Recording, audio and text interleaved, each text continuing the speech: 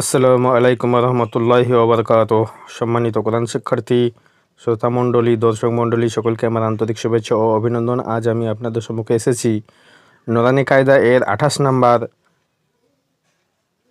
তাক্তি, অর্থাৎ তাক্তি নাম্বার 28, এটা যেটা ক্লাস হচ্ছে 35।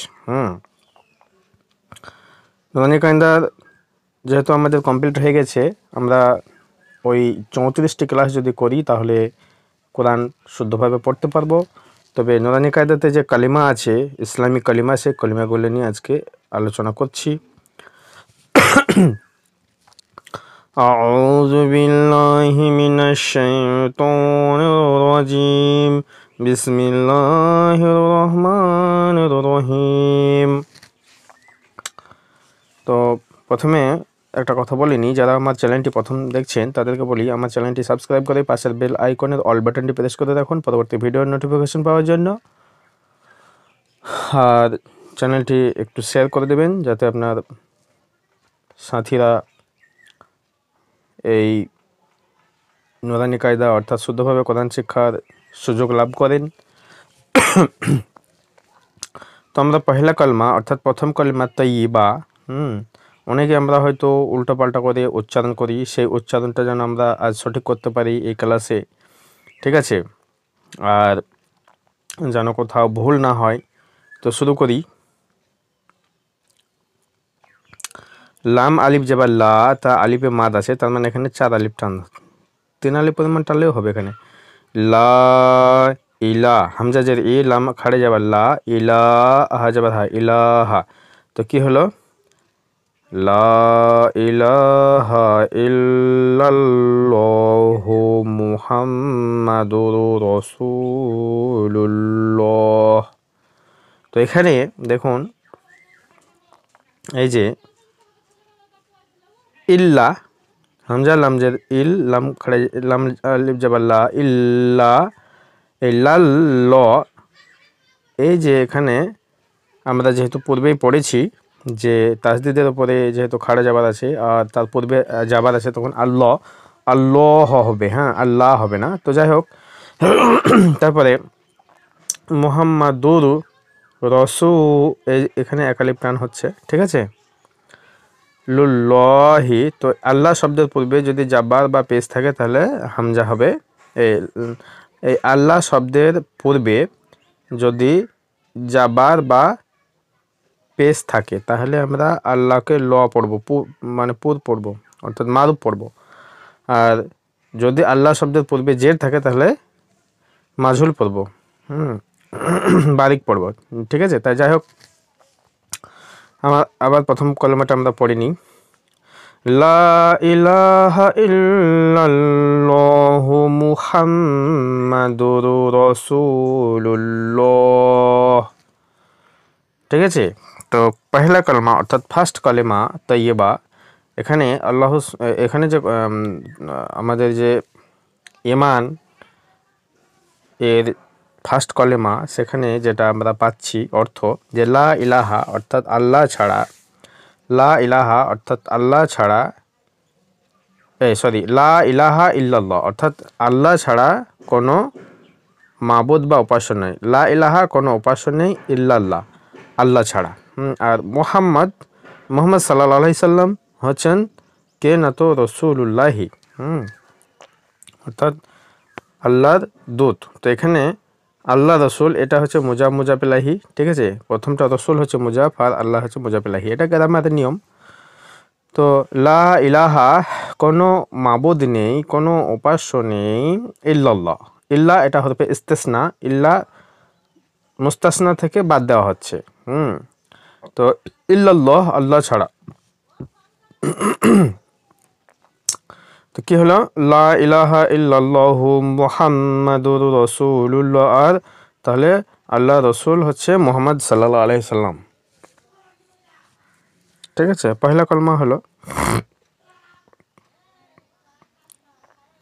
নেক্সট 2 নম্বর কলেমা। 2 নম্বর কলিমা হচ্ছে শাহাদাত। আশহাদু আল্লা ইলাহা ইল্লাল্লাহু وأشهد أن محمدا عبده ورسوله। এবার আলিফ সিন জবর আশ, হা দাল, হা জবর হা, আশ হা দাল পেশ দু, আশহাদু। আন এখানে নুন যুক্ত হচ্ছে না কেন, তার পরবর্তী এখানে লামে তাহদিদ আছে, সেই জন্য আল্লাহ, ঠিক আছে। আশহাদু আল্লা ইলাহা, হ্যাঁ, লা ইলাহা ইল্লাল্লাহু ওয়া আশহাদু আন্না মুহাম্মাদান।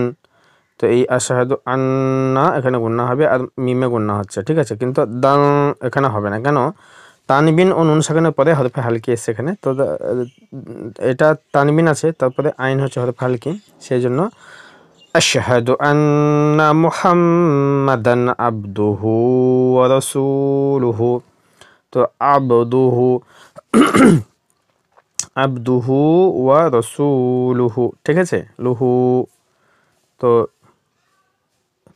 এইভাবে আপনারা পড়তে থাকেন যে আশহাদু আল্লা ইলাহা ইল্লাল্লাহু ওয়া আশহাদু আন্না মুহাম্মাদান আবদুহু ওয়া রাসূলুহু। তো কি বলা হচ্ছে যে আশহাদু মানে আমি সাক্ষ্য দিচ্ছি যে আন্না আল্লা ইলাহা ইল্লাল্লাহ, যে আল্লাহ ছাড়া কোনো মাবুদ বা উপাস্য নেই, ওয়া আশহাদু আন্না মুহাম্মাদান আবদুহু ওয়া রাসূলুহু। তো এখানে ওয়া আশহাদু মানে আমি সাক্ষ্য দিচ্ছি, আন্না নিশ্চয়, মুহাম্মদ সাল্লাল্লাহু আলাইহি সাল্লাম, আবদুহু যে আমি সাক্ষ্য দিচ্ছি যে মুহাম্মদ সাল্লাল্লাহু আলাইহি সাল্লাম, আবদ মানে বান্দা, আর হু মানে তার,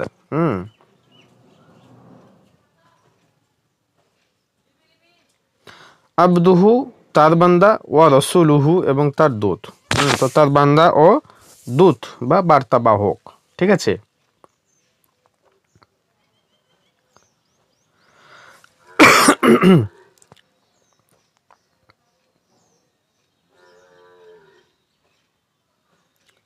তারপরে 3 নাম্বার যেটা কালিমা সেটা হচ্ছে তামজিদ।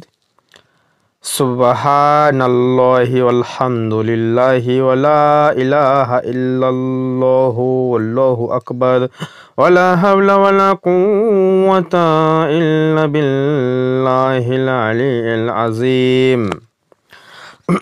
তো সুবহানাল্লাহি ওয়ালহামদুলিল্লাহি ওয়ালা ইলাহা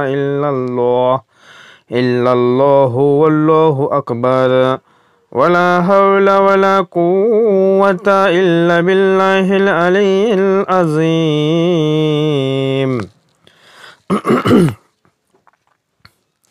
তো সুবহা সাবিন সাবা पे সুবহা হা আলিফ জবর হা, সুবহা নুন জবর না, সুবহানা নাল্ল নুন সুবহানাল্লাহি এখানে ল পড়ছি, আলহামদুলিল্লাহি ওয়ালা ইলাহা ইল্লাল্লাহু আল্লাহু আকবার আল্লাহু আকবার ওয়ালা হাওলা ওয়ালা কুওয়াতা ইল্লা বিল্লাহিল আলিয়্যিল আযীম, ঠিক আছে। তো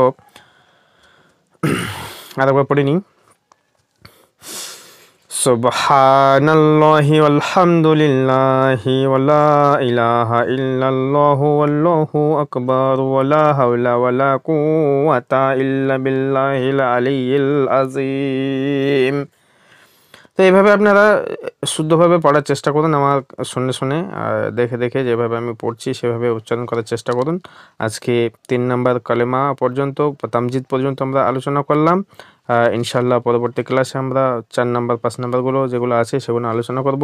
বলা ও লেখার মধ্যে যদি ভুল ত্রুটি হয় মাফ করবেন। আসসালামু আলাইকুম ওয়া রাহমাতুল্লাহি ওয়া বারাকাতুহু।